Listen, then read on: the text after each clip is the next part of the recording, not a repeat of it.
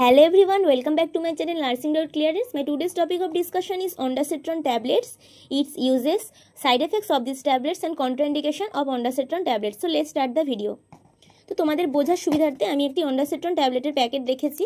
তো দেখো এই মেডিসিনটি কিভাবে আমরা ইউজ করব এবং এই মেডিসিনের গ্রুপ কি সবটাই আমি তোমাদের সঙ্গে আলোচনা করব। তো পুরো ভিডিওটি অবশ্যই তোমরা দেখবে, স্কিপ না করে।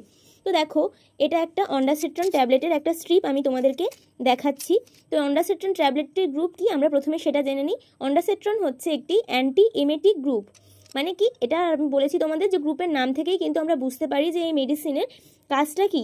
তো অ্যান্টি এমেটিক যেহেতু, এটা কিন্তু ভমিটিং প্রিভেন্ট করে। তো নজিয়া অ্যান্ড ভমিটিং হলে কিন্তু আমরা এই মেডিসিনটা প্রোভাইড করতে পারি।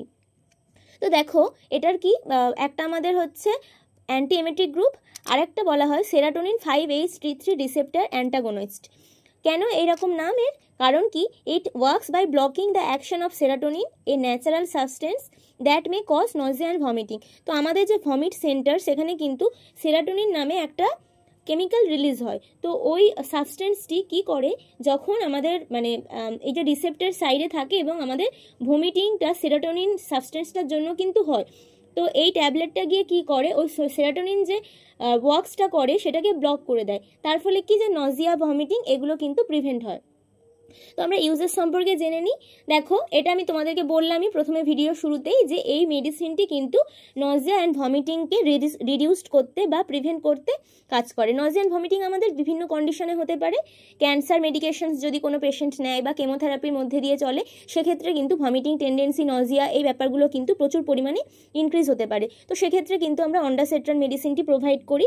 আর একটা দেখো, রেডিয়েশন থেরাপি যদি পেশেন্ট পায়, সেক্ষেত্রেও কিন্তু ভমিটিং বা নজিয়া এই ব্যাপারগুলো থাকে, তখন আমরা ondansetron এই মেডিসিনটি ওরালি প্রোভাইড করতে পারি।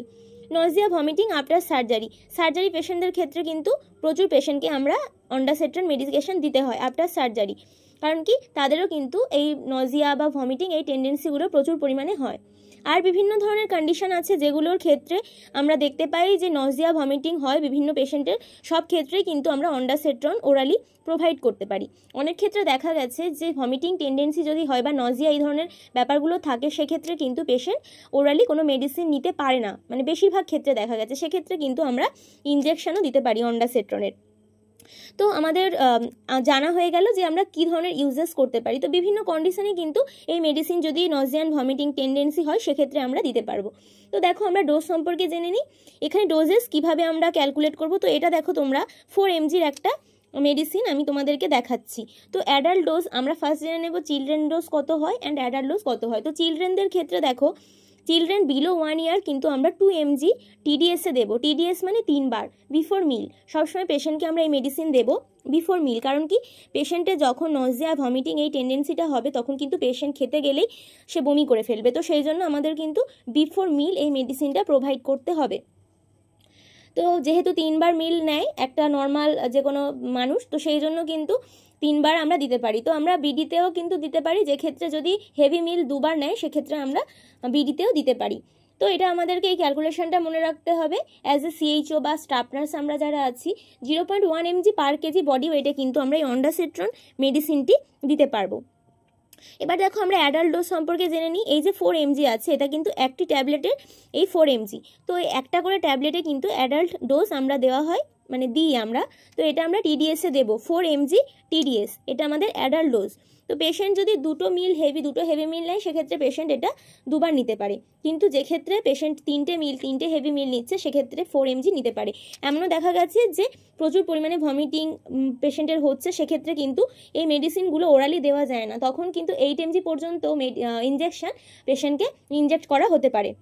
তো সেক্ষেত্রে মানে পসিবল তোমার কোন কন্ডিশন আছে তার উপর ডিপেন্ড করে কিন্তু এই মেডিসিনটি বা ইনজেকশনটি দেওয়া হয়।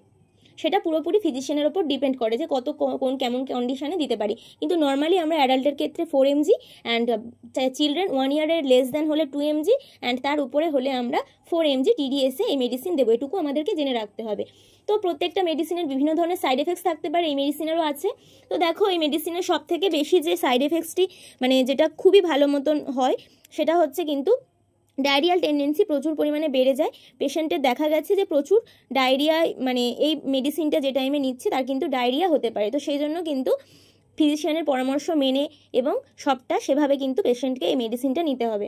আর হেডেক হতে পারে, মাথার যন্ত্রণা হতে পারে প্রচুর পরিমাণে, কনস্টিপেশন হতে পারে, অ্যান্ড উইকনেস, টায়ার্ডনেস, ড্রাউজিনেস, এই ধরনের সমস্যাগুলো হতে পারে। তো সেই জন্য এই মেডিসিন নেওয়ার সঙ্গে সঙ্গে পেশেন্টকে কিন্তু প্রচুর পরিমাণে জল খেতে হবে, যেটা আমাদের nutritious diet, protein rich diet সেগুলো মেনটেন করতে হবে, অ্যান্ড ফিজিশিয়ানের সঙ্গে পরামর্শ করতে হবে যদি কোনো ধরনের কোনো রিয়াকশন দেখা যায়।